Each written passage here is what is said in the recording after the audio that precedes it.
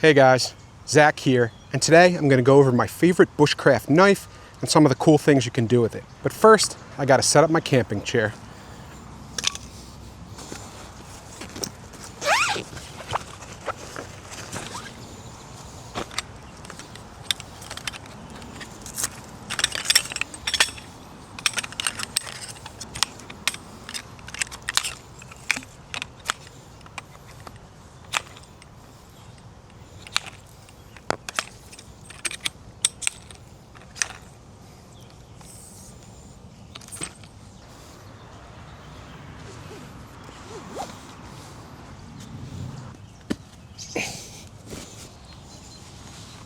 That's better. So the knife I'm here talking about today is from a company called GiantMouse, and they make really high quality, super nice, super well made knives. And this is the GMF2 Scout. Comes in a really nice Kydex sheath, nice little olive green Micarta handle, really nice Full-tang fixed blade knife. It's got a lifetime warranty. It's designed by world-renowned knife developers. And it's a really nice, rugged knife. And it's engineered to be the ultimate camping companion, and I can attest to its usefulness in that sort of environment. It's got a wider, slightly longer N690 steel blade, so it's got exceptional durability, and it's really, really easy to sharpen when you're in the field. It's got a really secure, comfortable grip. There's knurling on the backside of the blade, as well as on the handle at the bottom. There's a nice little lanyard hole. Like I said, it's Full-tang. Really nice sort of drop point blade that's rounded off, but then it's straight right here. And it just feels super comfortable in the hand. Heavy duty, but not super heavy weight. And the Kydex sheath allows you to carry it horizontally, which I much prefer, carrying it on my hip or at the back of my belt, so I can just pull this out really easily anywhere I need to. Like I said, it's got the N690 steel. It's got a 60 HRC rating for hardness. It's got the green micarta handle, Kydex sheath. The blade length is 3.81 inches. The blade thickness is 0.21 inches. The handle length is 4.44 inches. And the overall length is 8.25 inches. And it weighs just 4.5 ounces. It's manufactured in Italy to the highest standards. And I want to show you some of the ways in which I use this knife, and you can see how useful it is. So let's check it out. So the first thing I wanted to show you is how you can make tent stakes. There's two different ways you can make it. One way is, say the stick's a little bit too long, you can use this knife to easily shorten it. So you just put it at the length that you want it, grab another big mallet or some kind of log, boom, split it super easily. And then you can go ahead and sharpen the end.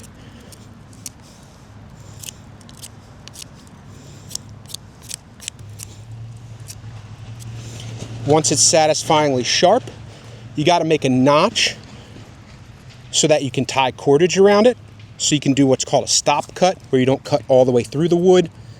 You just make a little notch.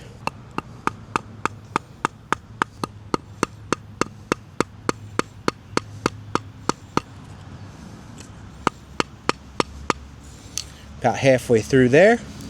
Then you can pull the knife out. And then you just got to carve down to that little notch there.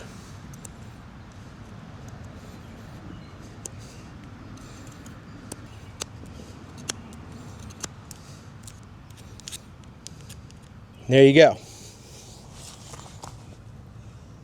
You have a little notch cut in the wood so that you can catch cordage. You probably want to go a little bit deeper than I did, but this is just for example. Do a stop cut about halfway through, shave it down, and then you have a way to secure cordage to it. You have a nice little stake, pound that into the ground.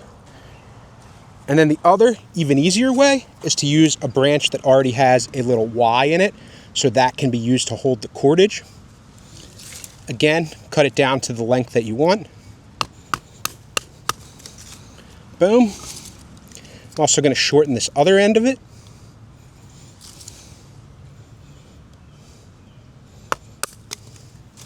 Boom. Nice little tent stake there. Then all you got to do is sharpen it again.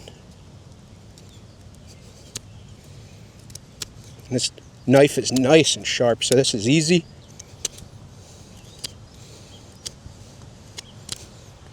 Sharpen it down real nicely. There you go. Then the other thing you want to do that I didn't show in the old one is, since you're going to be pounding on this steak, if you pound on it as is, all the bark around the outside is just going to splay out from the force. So you want to make sure the majority of that force is going right onto the top of this. So what you want to do is just kind of angle off around the outside of the top of the steak. So then it's all the force is going to be going right there, and you're not going to have as much splaying. So when you're driving this in, it's not going to get all messed up. So that's 2 easy ways to make tent steaks. And then the other thing you often want to do is split some wood down into batons for your fire so that you have some smaller sticks and not just giant logs. So you can use this knife for that too. So you just position the log on the chopping block, grab your mallet,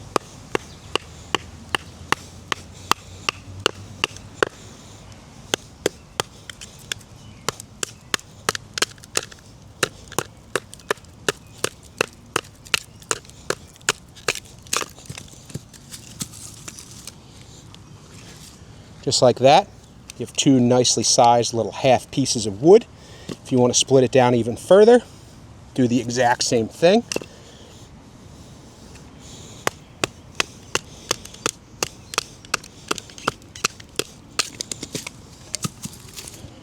And you can just keep going and going as small as you need them to be. So if you want really small,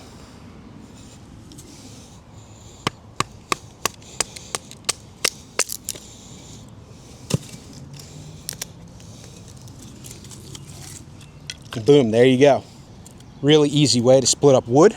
Then when you want to start a fire, just do some little wood shavings.